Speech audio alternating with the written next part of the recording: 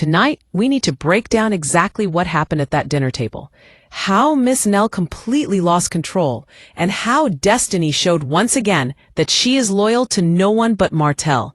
The entire situation exposed patterns that have been building for seasons, and what we saw at that dinner was not random.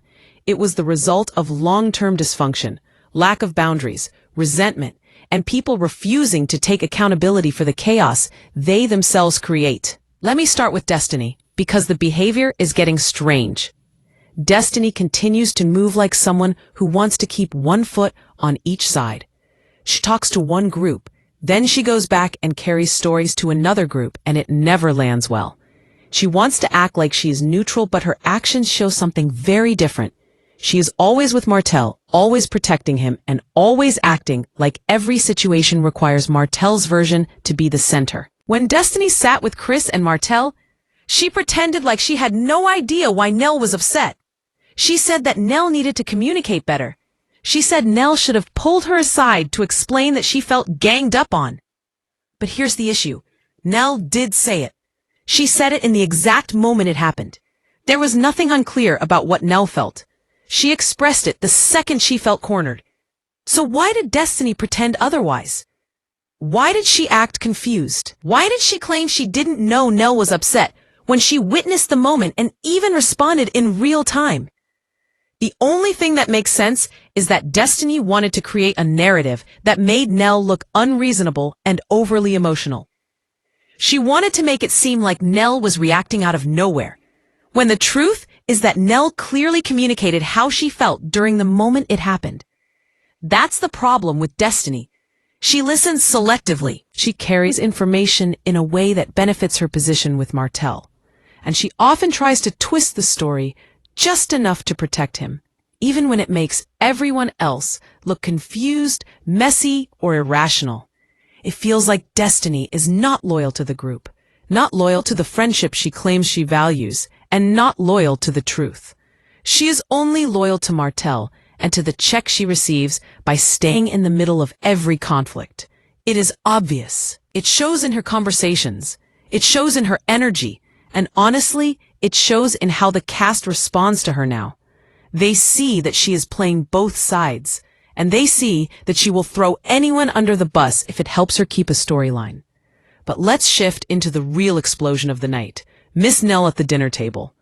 Her behavior was intense, it was emotional, and it was far from proportionate to what was actually happening in the room. The moment she opened her mouth, the entire energy in the room shifted. Everyone went silent.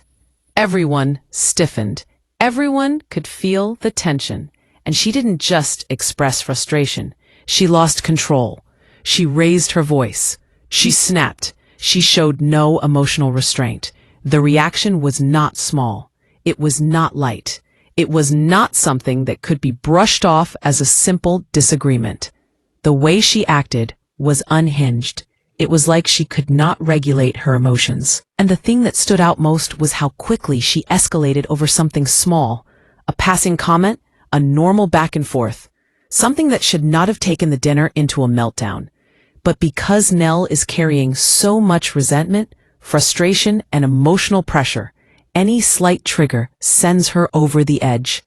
She talks constantly about money, her money, what she gives, what she provides, how much she has done for the kids, how much she has sacrificed. She says it so often that it feels less like a complaint and more like a deep wound she carries every single day. And it makes everyone wonder, why does she talk like that? Why does she sound like the financial burden sits on her shoulders alone? Why does she speak like the children are draining her and she is powerless to stop it? It makes you question whether she is the real breadwinner in the marriage, because the way she speaks does not sound like someone who shares the load with her husband. It sounds like someone who feels financially used, someone who feels taken advantage of, someone who feels like people are draining her because they know she will always say yes. If Chris was the main financial provider, would she speak the way she does? Would she repeat "my money" over and over in every conversation? Would she constantly bring up the cost of raising adult children? Probably not. So her language suggests one of two things: Either she is the one with the financial upper hand, or she is the one allowing financial boundaries to be broken over and over again. And that is the core problem. Nell does not have boundaries with her children. She gives and gives and gives. Then she becomes angry when they expect more. She says she is tired, but she does not stop giving. She says they are draining her, but she continues to make herself available. She says she has had enough, but the pattern never changes. You cannot complain about being used when you are the one refusing to change the rules. You cannot be resentful when you continue to say yes even though you desperately want to say no. If the children expect money, it is because she trained them to expect it. If they take her for granted, it is because she created a system where they always get what they want. And if she wants that dynamic to change, she has to change her own behavior first. Chris tried to explain this gently. He said that some children do not grow until life forces them to. Some children will never be self-motivated because they know they have parents who will fix everything. If they know they can run to mama and daddy for every little need, why would they push themselves? Why would they suffer? Why would they grow? Chris made a valid point, even though people didn't want to hear it. He was not attacking Nell. He was pointing out that the children treat the parents like a second paycheck, a backup income source, a safety net they no longer even respect. And he is right.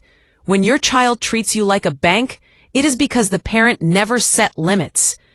But Nell does not want to hear any of that. She does not want to take accountability. She does not want to accept how she contributed to the dynamic. So instead of listening, she becomes angry. She becomes aggressive. She becomes resentful, and she lashes out. That is what happened at the dinner.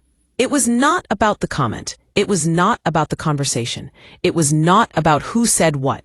It was about every built-up emotion Nell has been carrying for years, spilling out all at once. And because she refuses therapy, refuses boundaries, and refuses accountability, she expresses it in unhealthy ways that disrupt peaceful moments. Let's also address something else people brought up. The possibility that Nell acts like this because of guilt or past relationship rumors. People have whispered for a long time that she may have been a side chick before becoming the wife. She denies it, and we cannot prove anything. But even if that is not the truth, guilt can show up in strange ways. Sometimes people overcompensate in relationships, in parenting, in financial support, and even get emotional reactions because there is something deeper they have never healed from. Whether that applies to Nell or not, we can clearly see that she is emotionally overwhelmed and projecting her resentment everywhere. And we cannot ignore the fact that Chris allegedly lost his broker's license. It explains even more. If that income is gone, and if she inherited money from her mother's daycare, then it becomes clearer why she feels like the sole financial backbone. She may feel like she supports the family now. She may feel pressure. She may feel stretched thin, and she may be drowning under responsibilities she never expected to carry alone. But again, even if that is the case, emotional explosions at the dinner table will not fix any of it. She needs boundaries. She needs therapy. She needs emotional tools to manage her stress. And she needs to acknowledge that she has played a major role in creating the chaos she now feels buried under. Meanwhile, Destiny's betrayal puts even more pressure on Nell.